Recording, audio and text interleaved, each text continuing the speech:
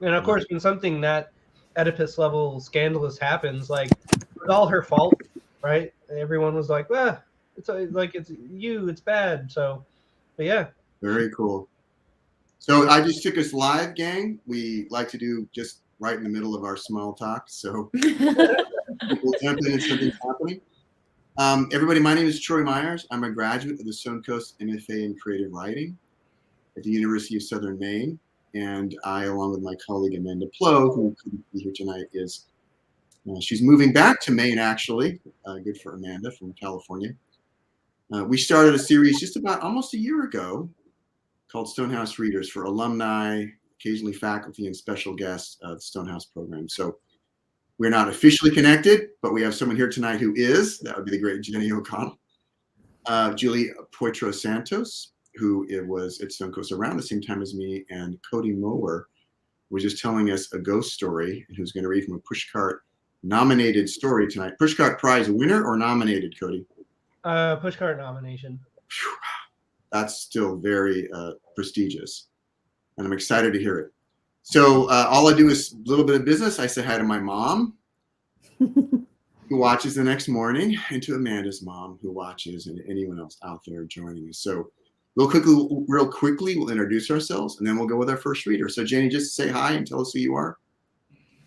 Hi, I'm Jenny O'Connell. I graduated from Stonecoast in 2017 and kept working there after my graduate assistantship ended. So I still work with Robin and Justin in the office on alumni events and just special projects. So I'm really happy to be here and grateful to Troy and Amanda for creating this series. Thank you so much.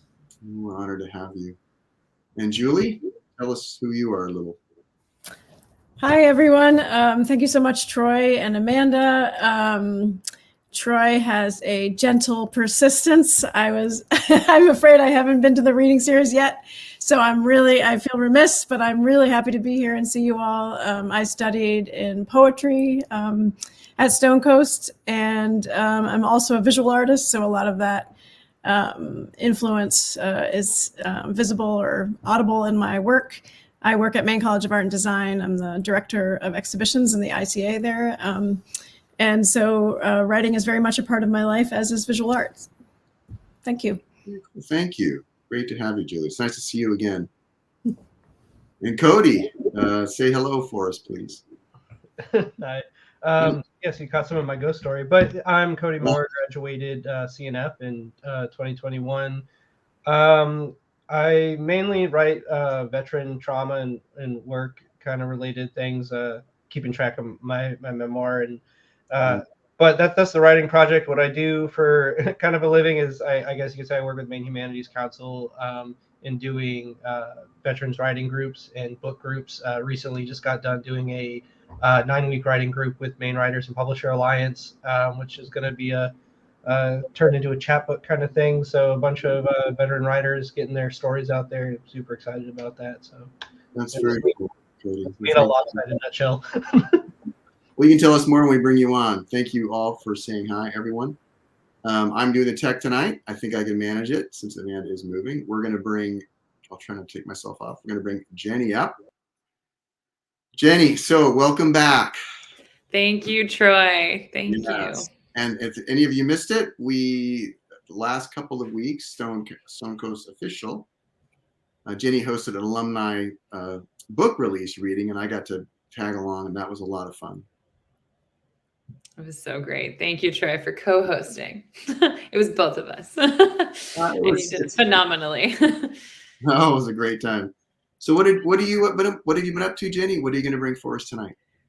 So I, for the past 7 years, actually, have been working on a book called Finding Petronella. It's about a journey that I took across Finland in 2014 in the footsteps of a woman who I met right before she died, who was a legend in Finland, especially in Finnish Lapland. And so her name is Petronella. She, in 1949, right after World War II, she was a Dutch woman, and she went to Finland.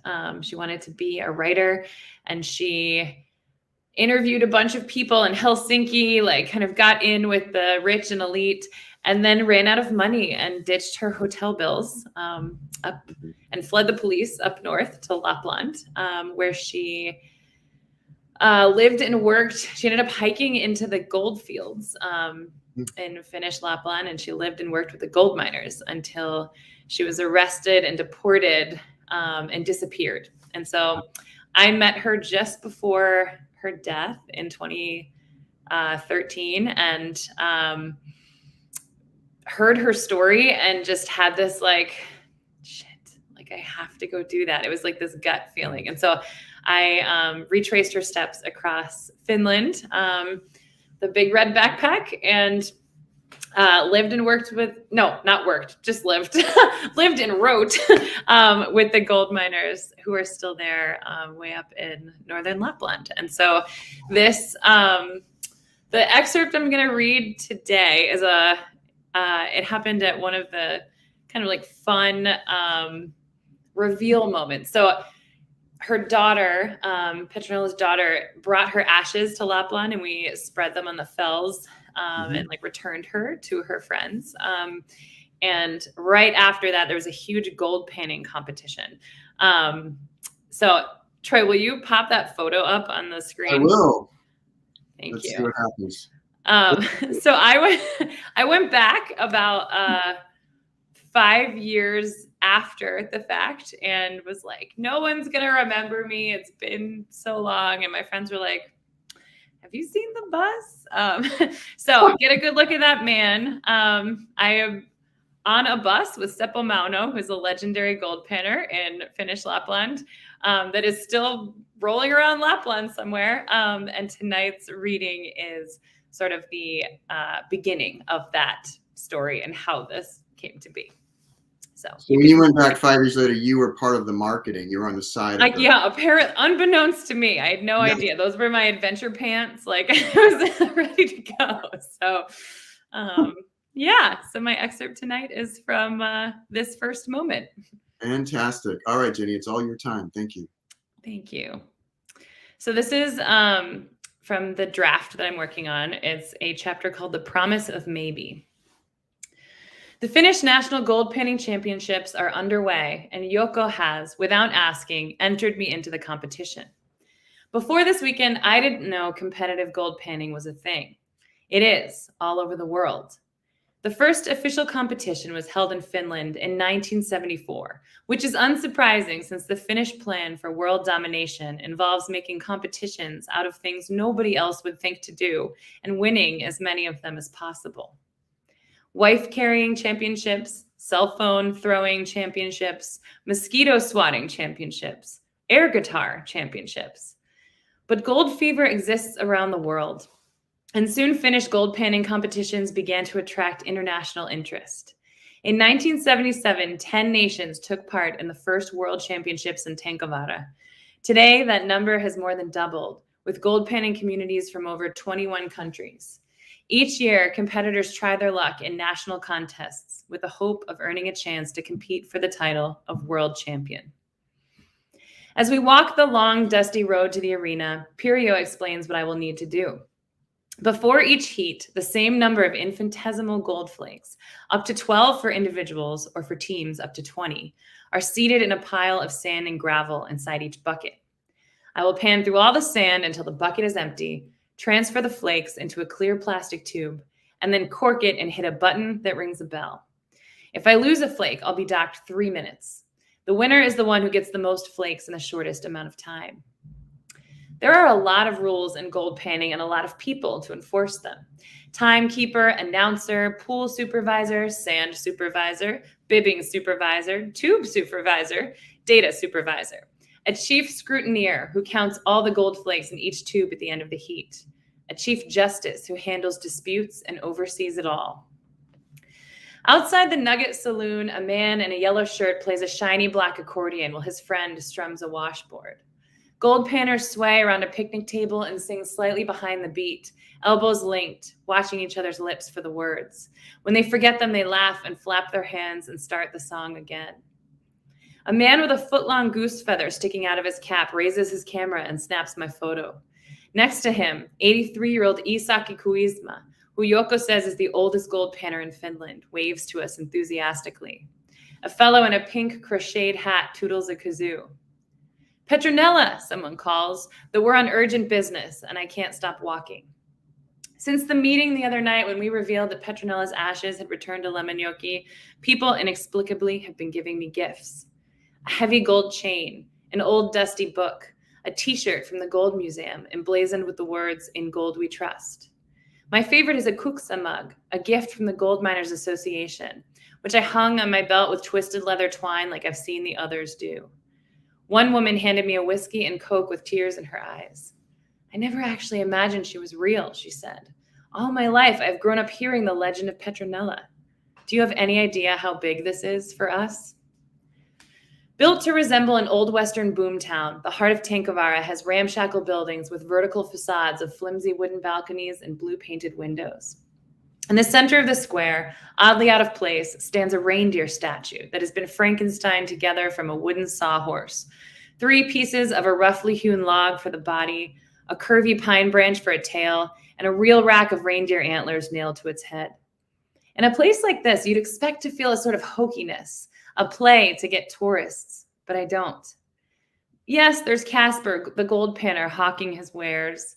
A fat reindeer named Hyasoli, or in English, Stinky, ambles around the grounds eating lichen off the trees and peering into the restaurant windows. But Tankavara is also a destination for locals. Legend goes that a Sami man from a nearby village, Aslak Peltovuoma, dreamt of a white bearded man who pointed to a spot near Tankavara Creek and told him to dig. The dream was realistic enough that Aslak, though he had a crippled leg, limped out to the stream himself to check. He came back home with a box of gold. The brothers who run Tankavara seem to understand what they are really selling, the feeling of promise, of maybe. It's not so much the gold itself as it is the possibility of gold, the idea that your circumstances could change with any strike of a shovel. That feeling is enough to lift the spirits of a room. Even if you aren't looking for gold, being around people who are is fun. Around the next bend in the path, the arena rises into view. Separated from a large covered stadium by a stream, a crescent of 30 pools has been dug out, lined with wood, and filled with water. Inside each of these pools, a person hunches over a pan, swirling it in circles and shaking vigorously. Some are already seated, collecting their flakes. The announcer barks into a microphone from the porch of a 2-story wooden structure beneath a bright burst of flags. His speech grows more and more animated as finishers tap the button and bells go off. The unofficial dress code for the Finnish National Gold Panning Championships is a khaki vest with lots of pockets, work pants, tall rubber boots, and a flannel with the sleeves rolled up. Many people also wear a felt cap like Yoko's, decorated with feathers and pins and laminated badges from every gold panning championship they've been to, which is how you can tell who is really experienced, or in some cases, really old. Leather bags with fringe hang off their shoulders, concealing competition gold pans, wide and flat with grooves around the rim. I show up to the practice pool wearing a pair of sparkly neon tights and someone else's rubber boots, and Pirjo introduces me to Seppo Mauno, gold panning legend. Pirjo will still be my coach for the actual event, but, she says, it's best if I learn to pan from the master. Seppo lives on a gold claim next to Tankavara in a 1-room wooden cabin he built himself, where he sleeps surrounded by shelves cluttered with medals and panning trophies. He brushes his teeth with a golden toothbrush. He rides a golden bicycle. He is a 7-time world gold panning champion. Seppo stands next to a bucket of dirt with a gold pan tucked under his arm and regards me. He has silver glasses and luminous half-moon eyes. I've noticed that the smile lines at the edges of those eyes crinkle when I come around, and when he says my name, it sounds like a song. He strikes me as someone who feels things deeply, maybe sometimes against his will. When Solange served cake, as Petronella had done 65 years earlier, Seppo, holding his paper plate over his heart, got back in line for seconds and thirds. Today, he wears a flat cap pressed over his gray and caramel hair. His grizzly white beard has been combed straight. He points to the initials SM stenciled onto his pan, which he, appropriately, has spray-painted gold. "Finnish champion," he says. I take the pan from Seppo's outstretched hand, dump some sand into it, and crouch in the water. Seppo stands over me, strong and lean from decades of shoveling, and watches as I flail. He is a man of few words. Oof, he says when I spill too much over the side. No, like this. He shows me how to hold my arms so that just enough water tips into the pan. He draws wide, fluid circles in the pool, using the water's surface tension to his advantage. He shows me how to loosen my wrists and shake, which angle to lift the pan out of the water. When he seems satisfied enough with my technique, Seppo hands me his own golden pan to use, and I high-five him and walk down to the pools with Pirio. There are 6 of us in the beginner's heat. Though I'm guessing my competition at least knew about gold panning before I did, nobody has officially been in a competition before. We are silent with focus as we fasten our green and white numbered bibs and ready ourselves in the water. Pirio, jittery with nerves, takes deep breaths and shakes out her hands when she thinks I'm not looking. Take your place, the announcer says. Get ready.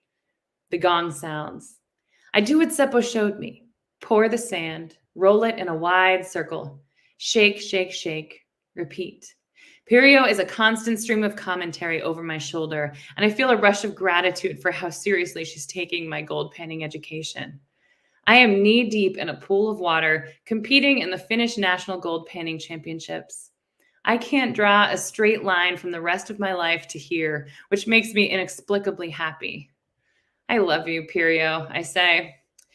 Now is not the time to be emotional. Shake, shake, shake. Faster, faster. Buckets are flying. Tension in the arena grows as the other competitors hone in on their gold. Gold panning to me seems an act of faith. It feels almost impossible that once I've rinsed all this sand and gravel away, there will be anything left.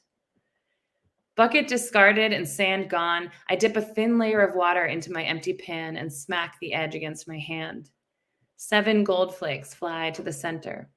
I am so stunned to see them that when I squat down to put them in the tube, I accidentally sit in the water. Pirio scans the pan over my shoulder for any last flakes. Yes, done, she shouts, and I ring the bell and flash Seppo's pan over my head. I am the first one finished, but that doesn't mean I will win. The chief scrutineer keeps his face carefully composed as he examines my tube and then nods me on my way as Seppo comes running around the corner. How many? Seppo asks. 7, I tell him, handing his pan back. He wrinkles his forehead. Maybe enough, he says. We both know it probably isn't. The minimum number of flakes in any individual heat is 7. We file out of the arena to rejoin Yoko and await the results. When the data supervisor comes to post them, we all crowd around. There were 8 nuggets in the beginner's heat. The woman who panned next to me found them all, clocking in at 4 minutes and 18 seconds. 3 minutes have been added to my time for the one I lost, for a grand total of 6:47.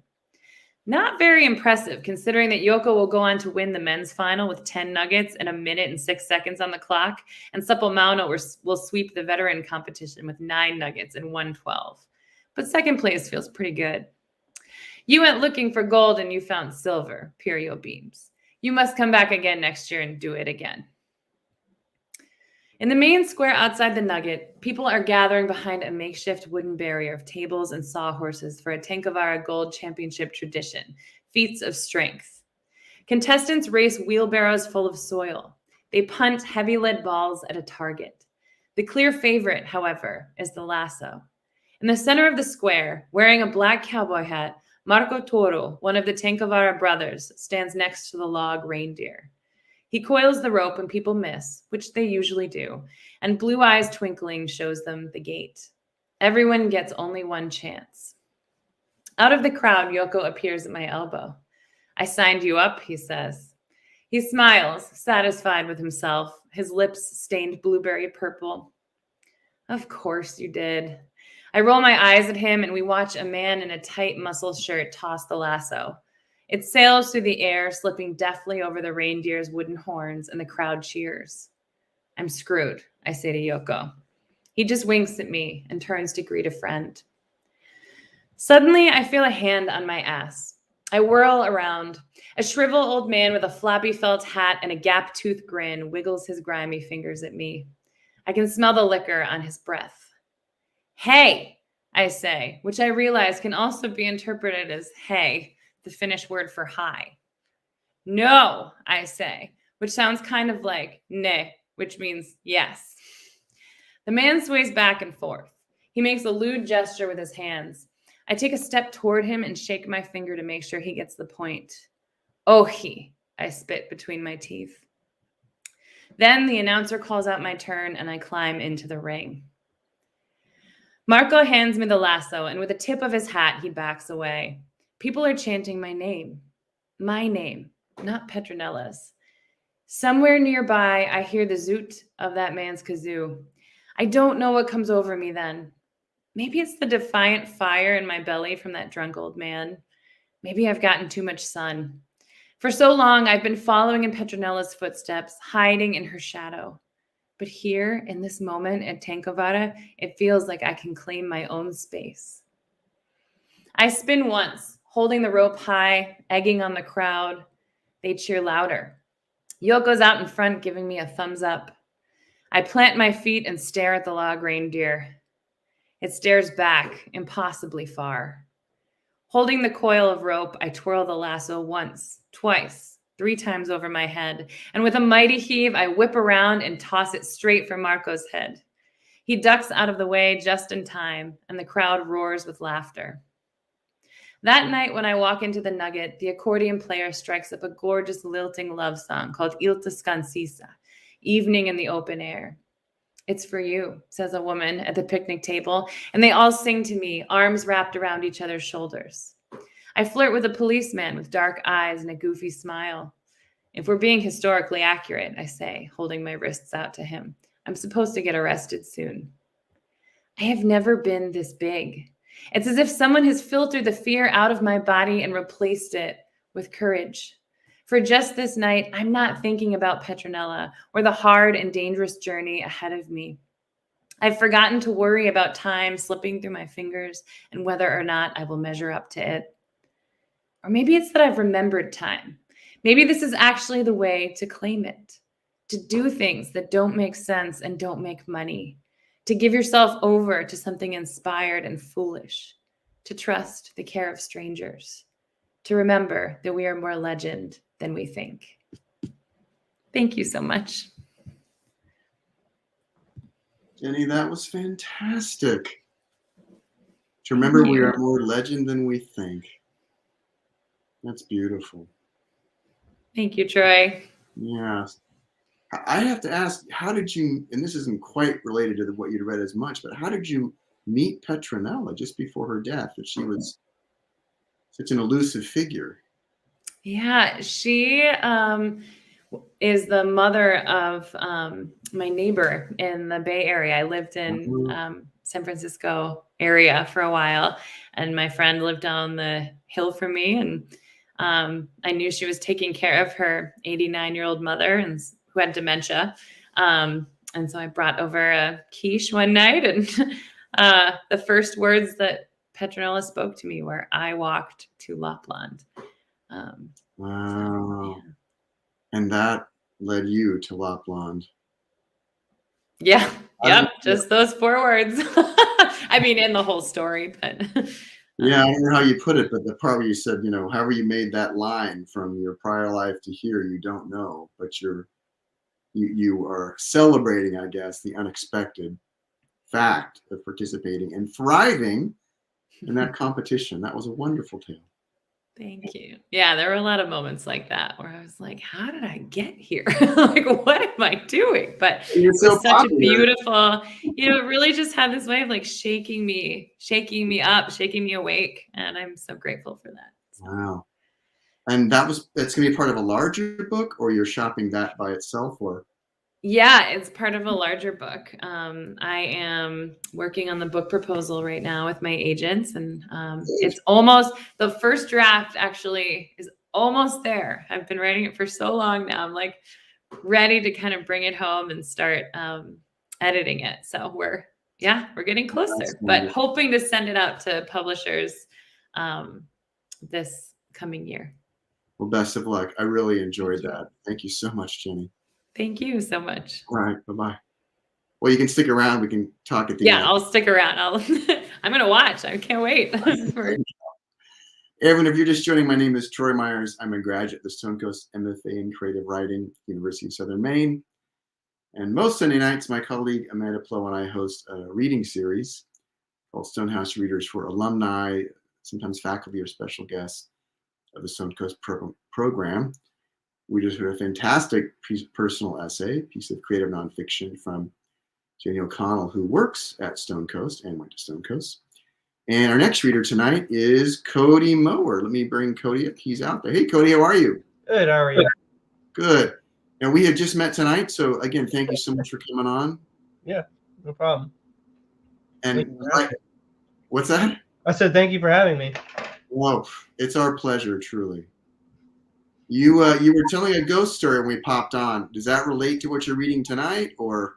So the ghost story I was telling before is more not related to this one. It's another. I guess you could say they're related in the fact that they're both like Maine tall tales, and Maine is this really good quality about keeping its secret and keeping its stories to itself. So you really have to go hunting for them if you want them. Wow. And what did you bring for us tonight? What are you going to read from? I went back and forth for a bit. I was going to read my my memoir, but I'm so tired of talking about myself in that context. You know what I mean? You only talk about yourself for so long. So I'm going to go and tell a story that focuses on I'm in there, but not so much me. But it's a story from when I was a junior in high school. Went hunting for another ghost, and kind of scared the shit out of myself.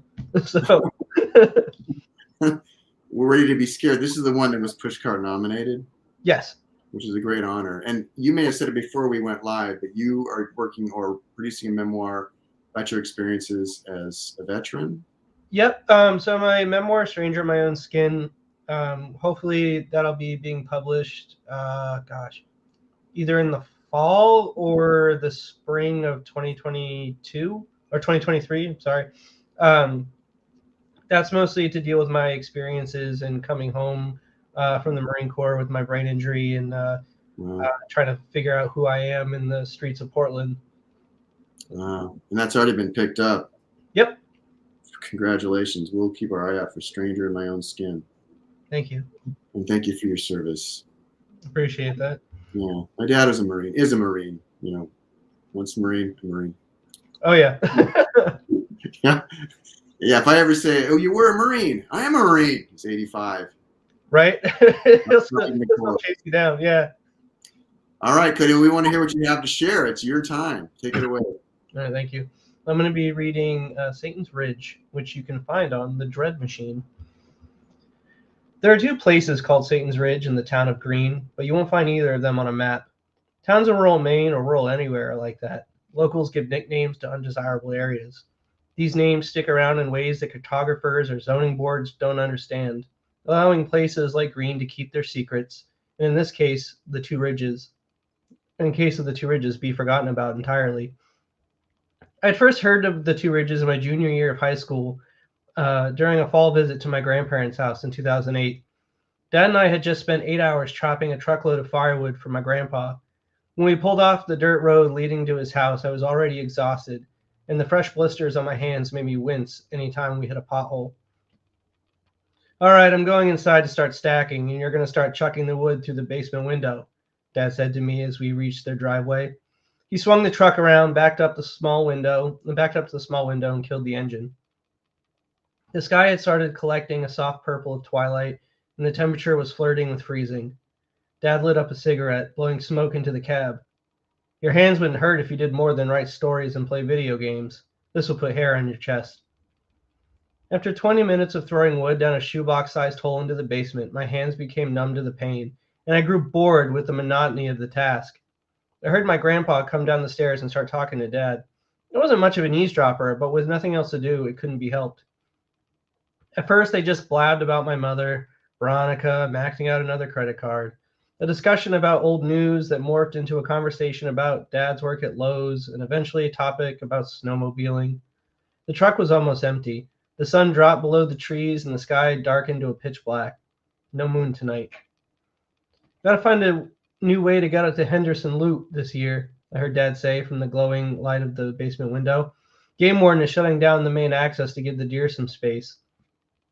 The ache in my hands returned as the dwindling pile of split wood reached a layer of heavier, uneven cuts from earlier in the morning. Dad never took me snowmobiling, so I had no idea what all these trails were and what he was going on about. Grandpa grunted. That sucks. What are you going to do about it? Thinking about going up to Satan's Ridge, cutting a left on the old trail and cutting back right to avoid the shutdown altogether. I think that'll solve the problem, he said. I dropped another pile of coarse wood through the hole. Satan's Ridge is nowhere near Henderson, Grandpa said as he stacked another log against the cement wall. My father's voice dropped into a whisper, which I almost missed. No, not that ridge. The ridge. Jesus Christ, Joel, Grandpa said. Why in the hell do you want to do that for? There's got to be another way. Make up a whole new trail if you have to. In all my 17 years, I had never heard Grandpa talk with such severity in his voice. It gave me goosebumps that had nothing to do with the cold. It's just a thought. I said towards it, not through it, Dad said. They stopped talking about snowmobiling, leaving me to wonder. The bed of the truck was finally empty, and I was grateful to be sitting on a cushioned seat with a heater blowing in my face. I looked back through the rearview window, and I could see Dad flipping the glowing ember of a cigarette off the front porch. He finished his conversation with Grandpa and headed towards the truck. There, that wasn't so bad, was it? He said, slamming the door as he got in the cab. I clicked the overhead light on and showed him my mangled hands. The blisters had popped, leaving an angry bright red splotches on my palms that stood out, even though there was a fine layer of dirt and slivers of wood. You'll live, Nancy, he said, shaking his head. As he pulled the truck out of the driveway, I asked, What's Satan's Ridge? It's a ridge nearby Hooper Pond that we used to go four-wheeling and snowmobiling on, he said without missing a beat. The potholes still stung my hands. What about the other one? The truck slowed to a crawl along the road, filling the cab with the sound of crunching gravel. He cut the headlights off, and darkness swallowed the world around us. My heart took a sharp leap into my chest. It felt as though I had uttered some kind of curse. Outside the windows, not even the trees were distinguishable in the silent black. The neon green glow of the dashboard was the only thing that kept us from disappearing into nothingness. Dad parked and reached for another cigarette before melting into a long silence. Okay, he said, his voice meaner than I've heard in a while. I take it you were eavesdropping. No, sir, it's just there wasn't anything else to listen to. My stomach began to hurt. My father was one of the last people I wanted to upset. It didn't matter that I was almost 18. He could still easily slap me around like a child. I didn't know what I had done wrong. It was just a question. He took a drag from his cigarette, the ember momentarily lighting up his face in a red glow. I'll tell you the story, he said, but you have to promise me two things, you understand? He looked over at me in the dark. Yes? The buzzing electricity of relief and mystery made its way through my tired body. Mostly I felt glad I wasn't in trouble, but ever since I was a boy, I knew that Greene, a town older than the country itself, had plenty of secrets. Every time I asked the question, has anything bad ever happened? The adults would just shake their heads. Finally, after all these years, I was about to be let in. The first thing is that you will not tell your brothers or your mother about this. Is that clear? I nodded. The second thing is that you will not go looking for this place. Do you swear? I swore. The tension was making it hard to sit still. Okay, then we have an agreement, he said, clearing his throat and flipping the headlights back on. The truck began to move again. I guess the story starts in the fall, 10 or so years before your grandfather was born. So around 36 or 38, somewhere around there. But when our family still owned that farmhouse and those 99 acres, he said, focused on the road. Anyway, Bucky, my grandfather, your great-grandfather, was one of the first to know about it. Know about what? I asked in a low voice. Dad continued like he hadn't heard me.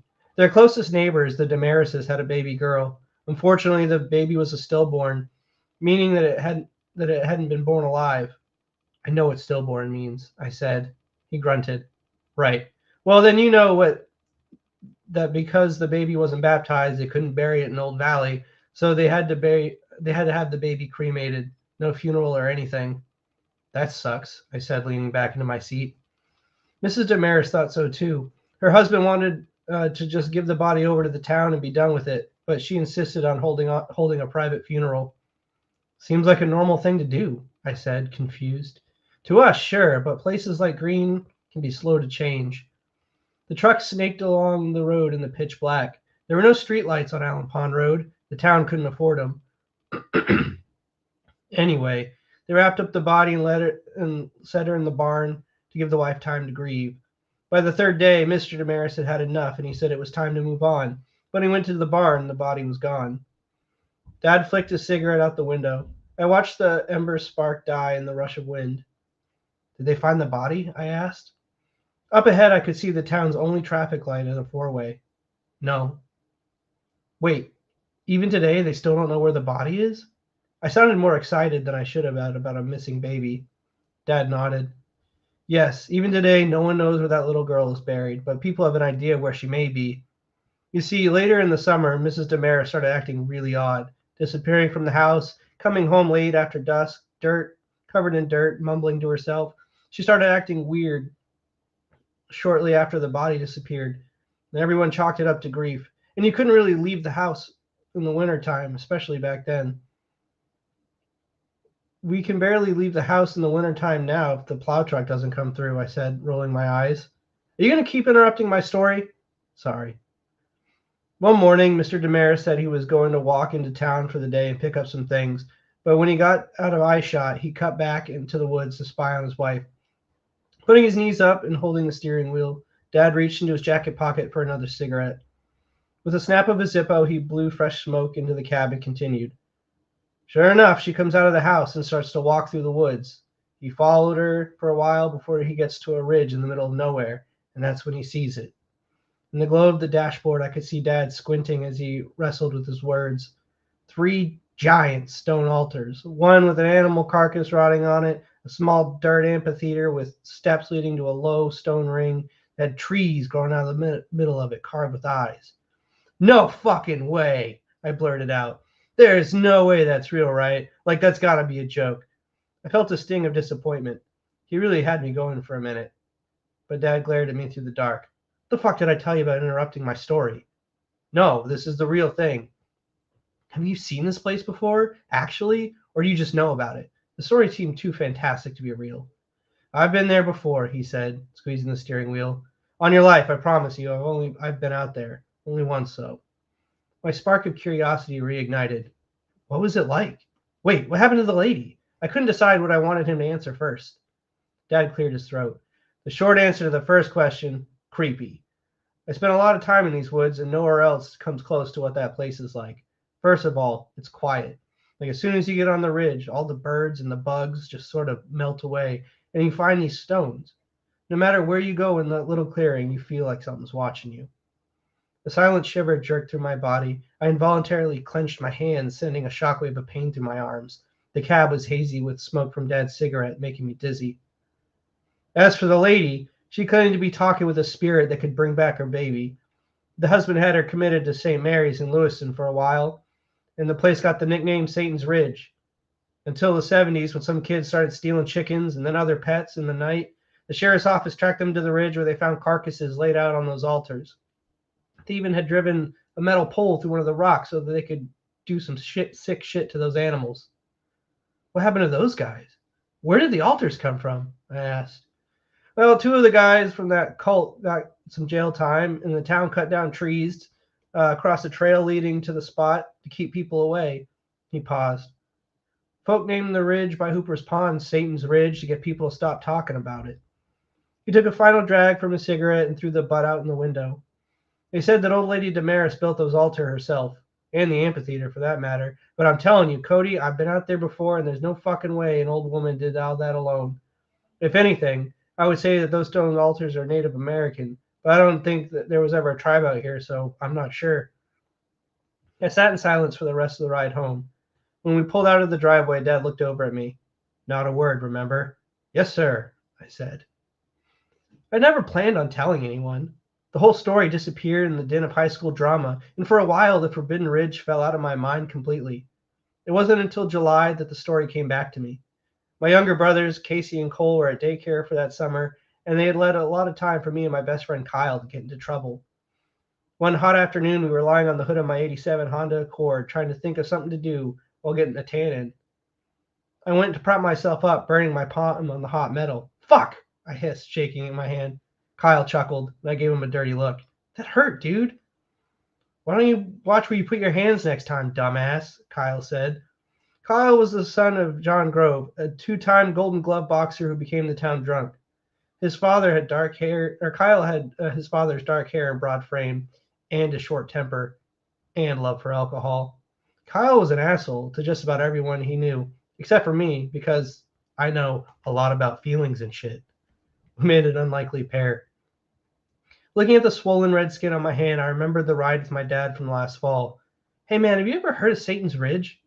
The place near Hooper? Duh, Kyle said, rolling onto his back, wiping the grease off his face onto a towel. No, not that one. The other one. I let the words dangle for a minute as I thought about what my father said. There's another one? Kyle said, turning his head towards me. No, there's not. Quit the shit. No, I'm serious. There's 2 ridges. Okay, Mower, convince me. He laid there as I recounted the whole story. Kyle's eyes widened as I finished. I knew that he was thinking the same thing, that I was thinking about it too, which made me nervous. I've heard of that broad before with the baby, he said. I heard my mom talking about it with my aunt.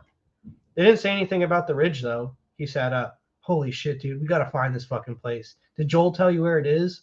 No, I said. So he didn't tell you anything more about it? Kyle pressed, throwing his shirt on. He didn't give you any kind of clues where it might be? I paused for a moment, not knowing if I should say any more. In my delay, though, Kyle saw I was holding back information. I swear to God, Cody, fucking spill it before I make you, he said.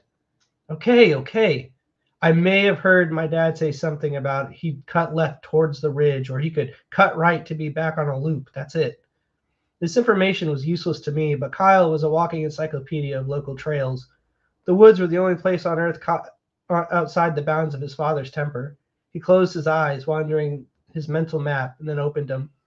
Okay, well, any real access to Henderson goes mostly through a lowland next to a swamp, he said. I can't think of anything obvious that would lead up to the ridge, but I know there's a few abandoned trails we can explore. How far away are they? Are you serious? Kyle said, looking at me with disappointment. The trail right behind your house goes straight to the loop. Holy shit, how do you not know this? Why do you think I take the snowmobile that way, like every day in the winter? I shrugged. Dad doesn't take me snowmobiling. I just kind of wander around the trails in the summer. Don't actually know the names of anything. Kyle shook his head. Whatever, you'll learn. The summer lit up a canopy of maple and oak leaves, warming the pines and making a carpet of dead leaves and dirt glow into a soft amber, perfect for exploring. Almost every day we made the mile-long journey from my backyard through the woods to a wide trail, which led to Henderson Loop.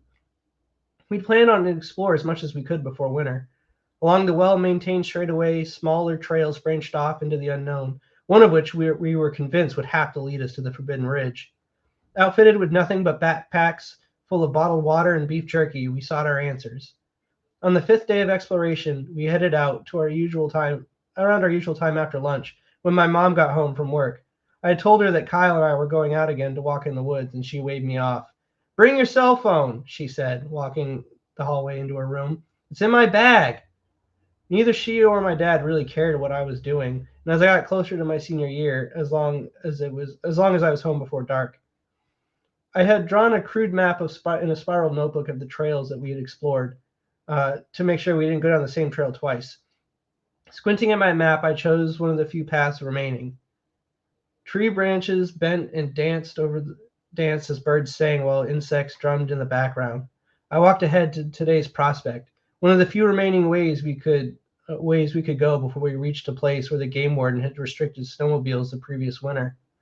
The path was overgrown, thick with thorn bushes and years of neglect from debris and fallen trees. Kyle assured me it was a trail. Thorns scraped our ankles, drawing beads of blood along our legs a few times, and I had to pick ticks off of my shorts. The deeper we followed the trail into the trees, the more it felt like we were zigzagging down a path carved out by deer. I couldn't imagine my father getting a snowmobile down this narrow strip of cursed dirt. After an hour of bushwhacking, we came to a wall of felled trunks and brambles heaped up across the trailhead. It reeked of mold and looked like a tangled heap of corpses. Fuck, Kyle said, wiping sweat and dirt away from his face with his shirt. Another dead end. Shit. I was starting to wonder if my dad had actually fed me a line of bullshit. I sat down in the middle of the path and threw off my bag in frustration. My feet hurt and I was growing tired of failure. Kyle took a bottle of water from my backpack and kicked at some of the soft logs in the pile. Guess we'll have to try again tomorrow, he said, uncapping the bottle.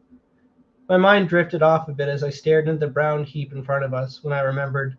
Wait! Dad told me the sheriff's office cut trees that blocked the path, remember? Kyle nodded. Yeah, and? I pointed at the large mass in front of us. What if that's it? Are you sure?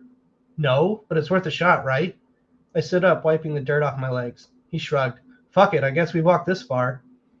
We went around the fallen mess of trees, which once viewed from the other side looked even more impressive.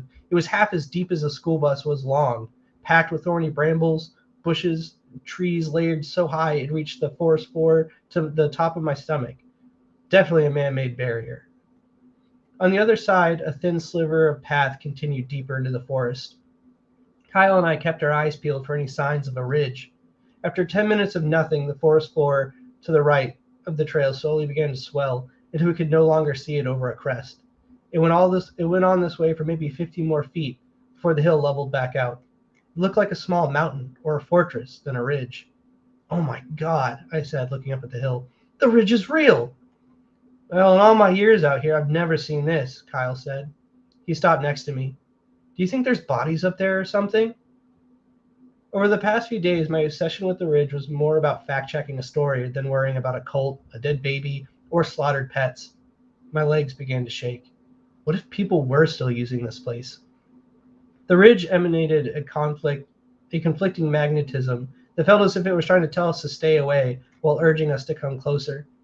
I checked the time on my phone, trying to look nonchalant. I don't know, but it's like almost 5, so we shouldn't stay too long anyway, I said, sounding more stoic than I felt. The truth was, with every step of the hill, up the hill, a growing sense of dread was sending acid through my veins. My heart slammed in my chest so fast and so hard, my whole body felt like it one giant skittering heartbeat. Cresting the top of the hill, we broke through the tree line and got a peek at the real Satan's Ridge. To our left, a granite boulder impaled with a wrought iron bar twice our height dominated the landscape like a silent watchtower. On our left were even more curious objects. 2 rough-cut stone altars sat side by side. The first altar looked like a misshapen triangle, twice the size of a coffee table in the living room. The smaller one was almost as big as a school desk, but both radiated a quiet malice. Looking down over the other side of the ridge, we saw something neither of us expected. A set of amphitheater-like steps made of earth leading down to a ring of small boulders that seemed to be holding back these sickly-looking trees growing inside.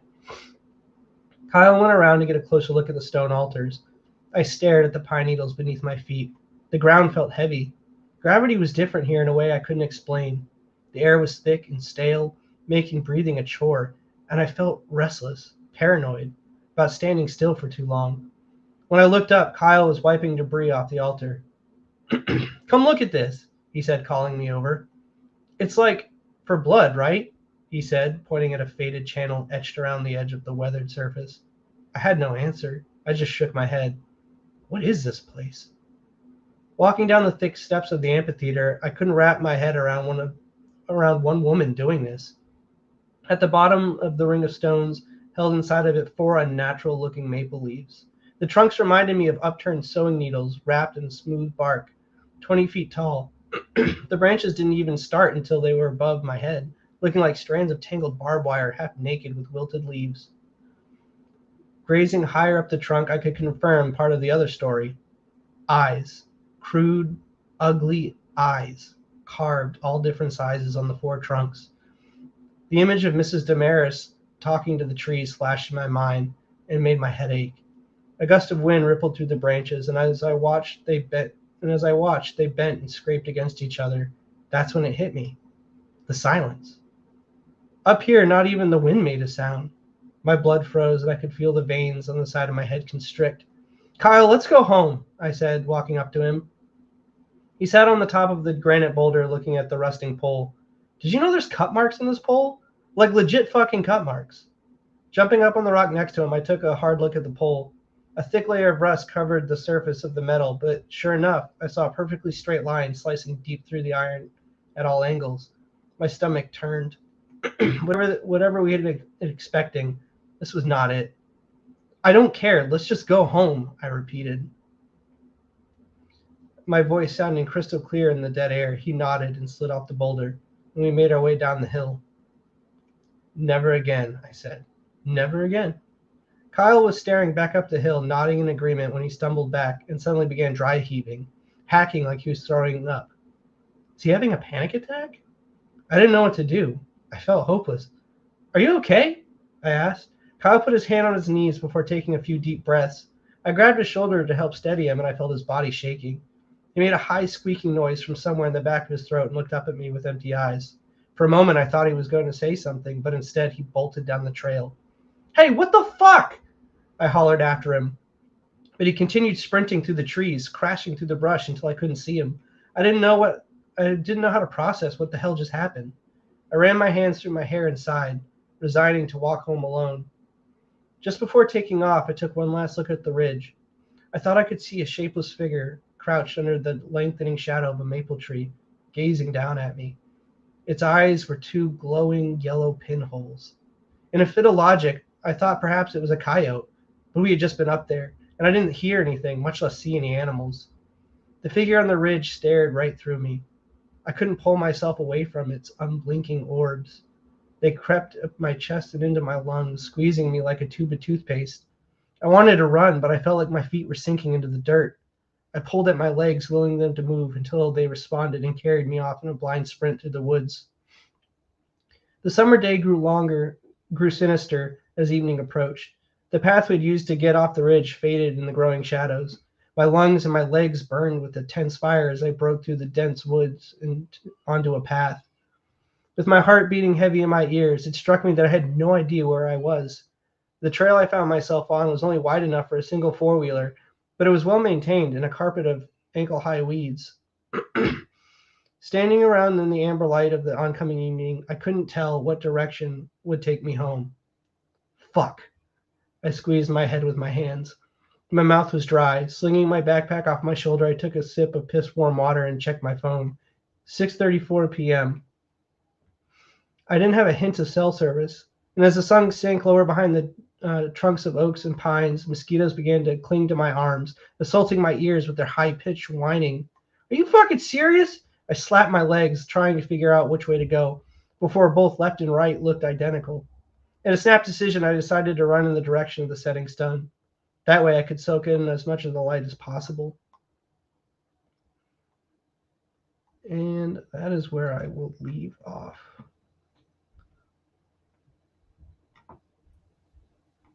Wow, Cody. So we left you lost in the woods.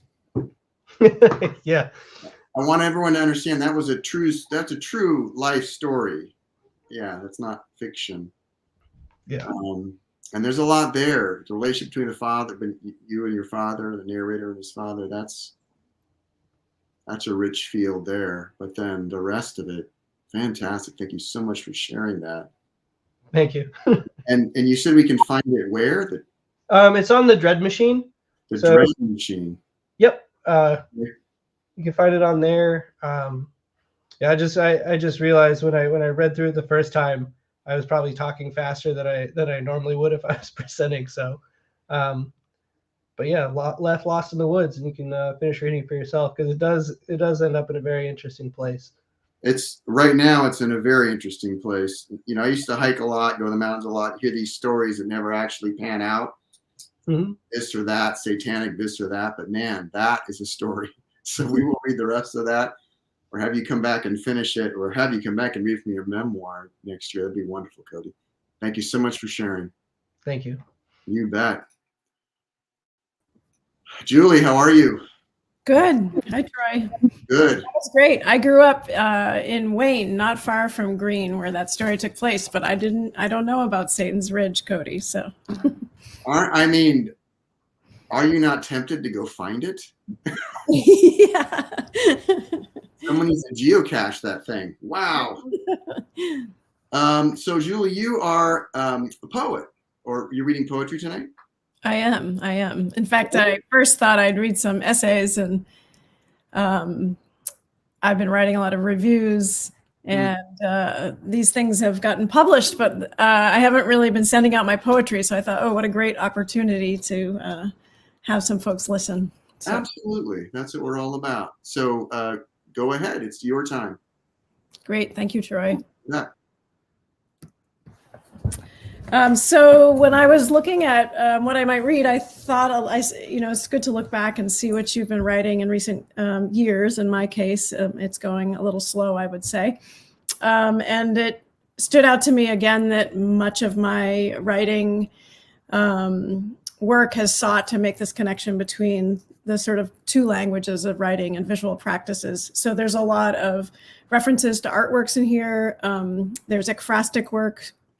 And there's also a number of works from a kind of larger long-term project I'm working on that I'm loosely referring to as Seen from Above, which really refers to our obsession with a kind of perspective that we gain through drone photography, satellite imagery, think of Google Maps, seeing from an airplane, for example, and how historically speaking, that perspective was given to the all-seeing eye of God. So thinking about how we humans are putting ourselves in that all-seeing perspective through these new technologies. So some of the works also, some of these poems also are in that collection that I'm working on. So this first one I'll read is called Sharpshooter, and it's written after a Winslow Homer painting. It was done in 1863. It's not a large painting. It is 12 by 16.5 inches. It's in the Portland Museum of Art. And, when you first see it, or when I first saw it, I thought, oh, it's a typical Maine image. There's a man actually perched in a tree with a rifle. So I thought of hunting. And then when I was doing research for the poem, I learned something different. And so I think you'll gather that from the poem. Sharpshooter, after Winslow Homer, 1863. Nobody knows when the first men started. We learned to hunt to feed our hunger. Sound of the river and distance, sound of the winter and wind. A camp was erected in spring not far from the shore. Some scrambled up trees in the dark. They studied the movements of prey. The way of the needles, the scent of the clay in the earth, the scent of pitch on skin, a boot in the crotch of a tree. Shadows rise with the sun, the hop of a cardinal or sparrow. Shouts spill across from the shore in silence, an echo of animal feeling in turn. The painting without the wall of the frame, the painting and a sequence of events off stage, the face and the hand, the diagonal marks of your gaze, pride in a marksman's skill, lifted the sight to his eye, hiding the stalk in the blind, drawing a bead on the other, numbers unknown at the time. Balanced the gun on the hand and the shoulder, balanced the arm on the knee on the branch, the thumping of blood in the ears, contracted and tensed for arrival, the touch of a brush on the canvas, a dab of cadmium red, the sound of absolutely nothing is moving. The crack and the split of an echo in half. Recollection aligns with the suffering. History will tell us the nation. Of mastery will ask many questions. A ghost just passed in the glass behind you. The gun was aimed at a man. So in researching that painting, I learned that Winslow Homer was embedded with Union soldiers during the Civil War. And so it's not immediately apparent in the painting, but that he was actually sketching and painting on the ground much the way photographers would document our conflicts in contemporary times. This next piece refers to three artists, Mary Cassatt, an American painter, Chen Hongshu, Ming Dynasty painter, sort of known for painting these stylized floral imagery, and Hiroshige, who is ukiyo-e artist, especially known for his really bold prints. More Cassatt than Chen or Hiroshige. Between a break in storms, the earth shift and tilt trajectory allowed the sun to place its hand on the chrome cylindered machine of a fresh snow morning. Light cut through gaps in the back of buildings, through the black door window to her coffee pot, the morning steam. Standing in the ray as water heated, she returned its solar gaze all the way back down to a narrow rectangle of ocean reflecting light like polished silver tray. It reminded her of a painting she'd seen of cobalt blue chinoiserie on clay, a shining metal cup upon it, though this the inverse of that mirror play. Here the sky's brittle branches turned up from the sea, the pattern more Cassatt than Chen or Hiroshige, more early European than China or Japan. She had to lean to grasp the mirror in it, not unlike the tray held forth by Salome to receive. It took her head turned left away to see.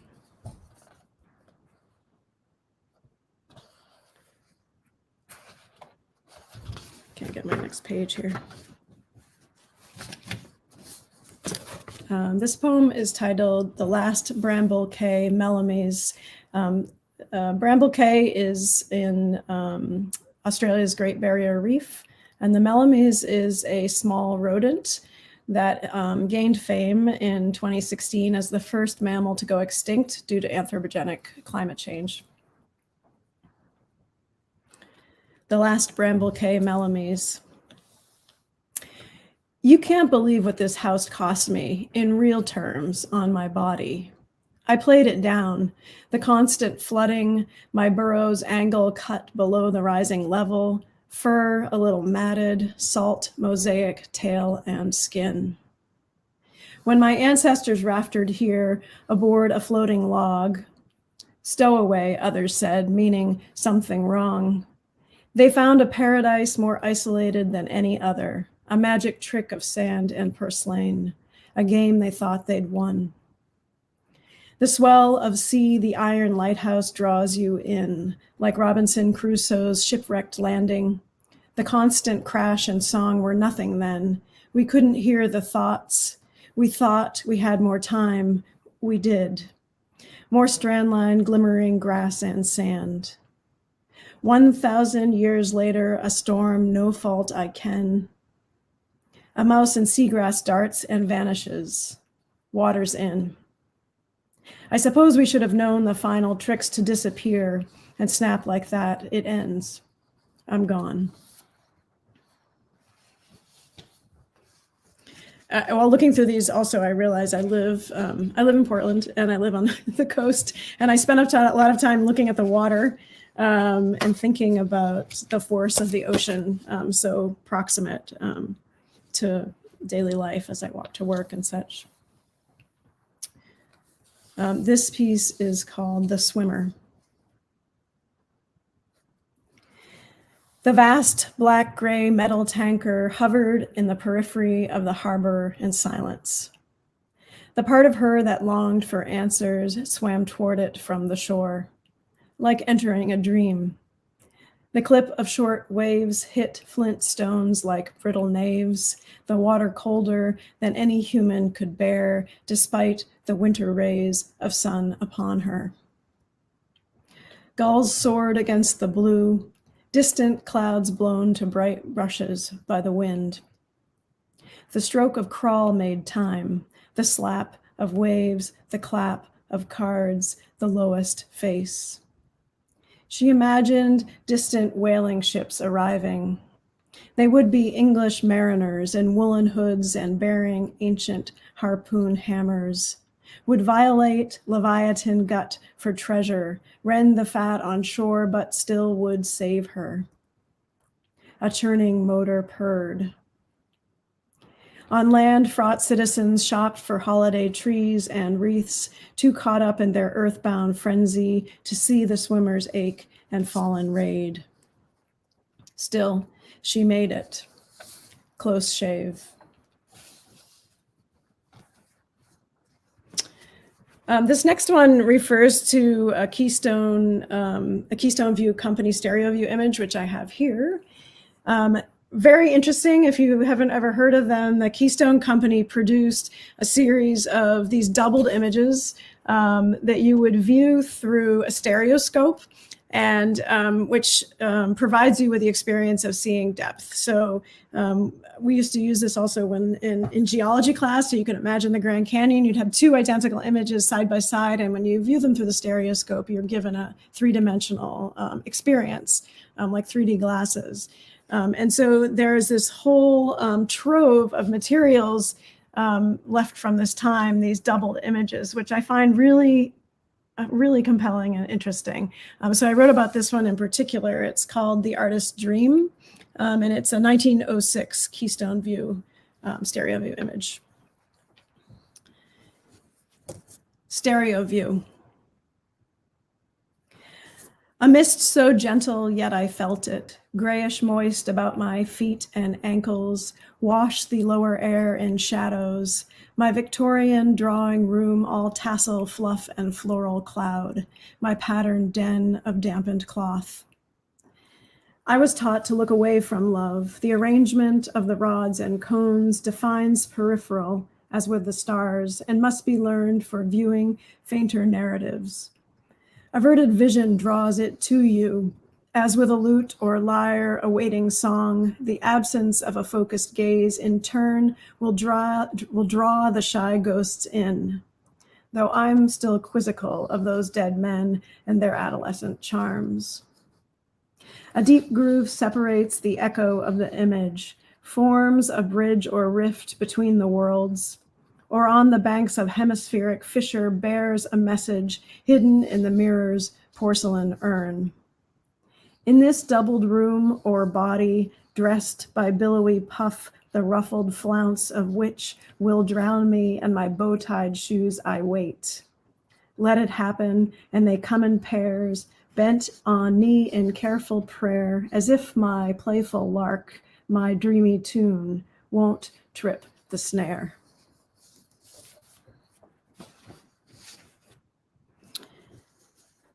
So I have just one more poem. It's a little bit longer piece.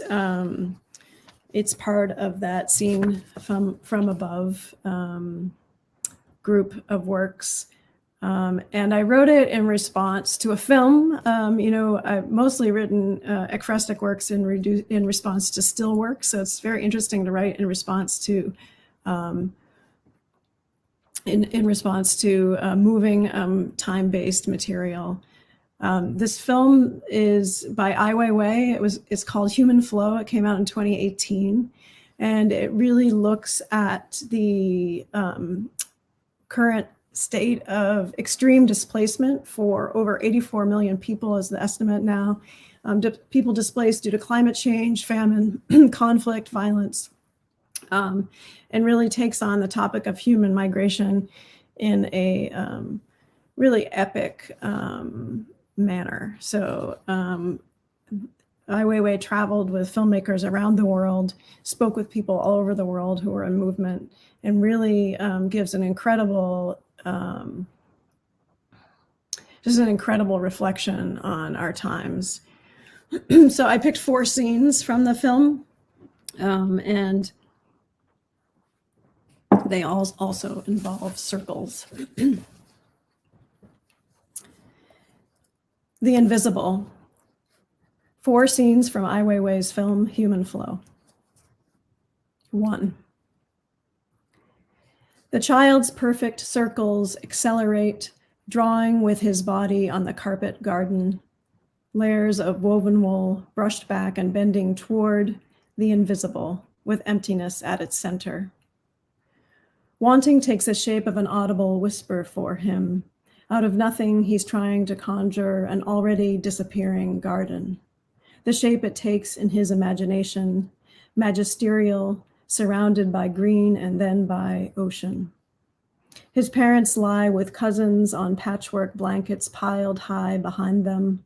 The great map of the past spreads out before him.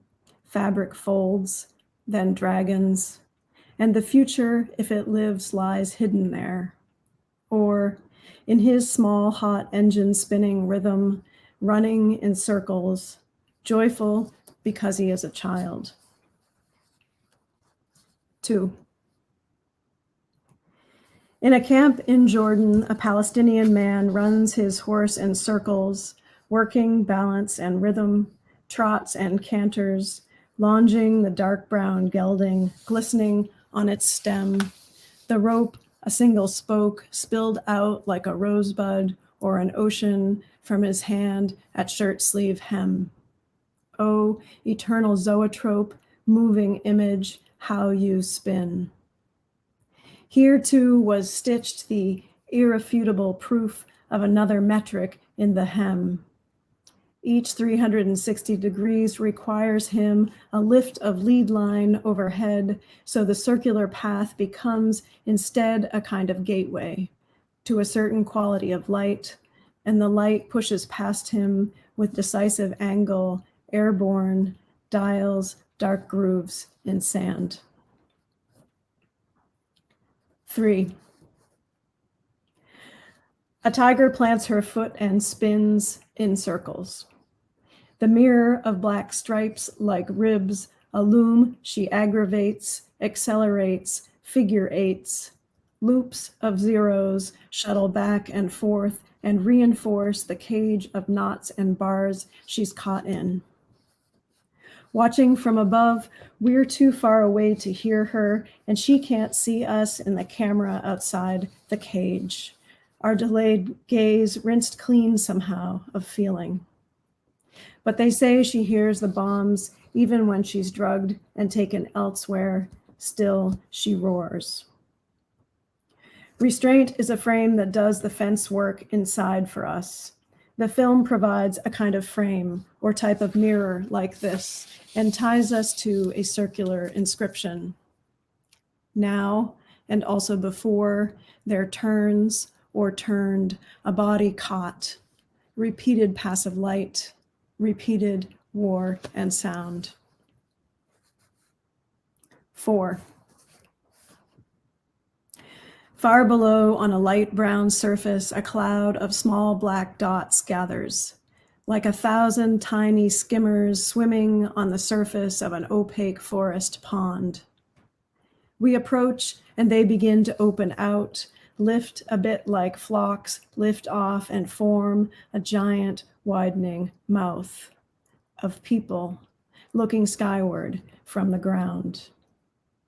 As if in game, they tip the edges of the circle back, receiving us as we descend into the center of their world, entering the mouth in the shape of an echo, entering the ribs at the point of the sternum, entering the hem of the ocean's hunger, piercing the silence, the invisible, held there gently, like love, among us. Thank you. Wow, Julie. Thanks, Troy. Did you say you hadn't published those? You just wrote them and they're just kind of hanging around your house? Yeah, I don't have any time to do the submission process. It's ridiculous. But I don't have I have other collections that I do keep sending out, but in terms of individual poems, I haven't been sending out. So well, I get it. It's a lot of time and it's hard to do, but those are fine poems. Thank you. Thank you. Yeah, I'm very excited about this project. I think there's a lot more there. I have lots of lists and ideas, so I'm excited about that. And it may take me a decade, but that's fine. Yeah, that is fine. Yeah. I was encouraged to hear what sounded to me like meter in places. Yes. and some wonderful sounds, near rhymes, close rhymes, beautiful use of sound, which I love to hear it. Thank you. That music is so beautiful. Thank you so much. Yeah. And some of the lines, I write down the lines that are, the hem of the ocean's hunger. Is that what that was? Mm-hmm. That's fantastic. Our delayed gaze rinsed clean. Mm. Yeah. See, like the world needs to see those lines. Thank you so much for sharing them. Thank you. Thank you for the poet's gaze. Yes, they were outstanding. Beautiful. Thank you. I want to bring everybody back to say hello if they're still out there. They are, I think. Hey, everyone. Jenny, Cody, Julie, how was it? What did it feel like reading together tonight? It was great. Thank you. Good. Yeah, I always love hearing everyone's work. Thank you both, Cody and Julie, so much for reading. Yeah, I've never done an event like this kind of before, so I really enjoyed it, and getting to hear everyone else's stories and poetry was really lovely. So thank you. Well, you're welcome back, all of you. Cody, you're welcome back. When Amanda's here, she knows how to run the crawl, and I'm not so good at it. But your stories at the Dread Report, it's called Satan's Ridge. Yep. I think I dropped in the chat, but that might be.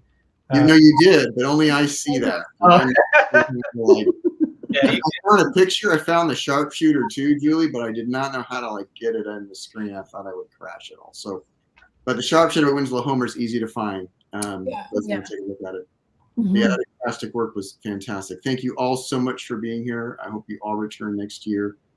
This is our last event before the new year, for the holidays. We'll kick off again sometime second or third week of January, probably. We already have some readers showing interest, which is super encouraging. If you're an alumnus of Stonecoast, faculty member, special guest, you just really like these people, and you want to read, send myself or Amanda Pleau a message. You can find us at Stonehouse Readers on Facebook. These are also archived at YouTube and on the Facebook page. So everyone have a wonderful night. Thank you so much. Happy holiday, everybody. And Thank you so much, Troy. You bet. Bye-bye. Thank you, Jenny and Cody. Great to meet you.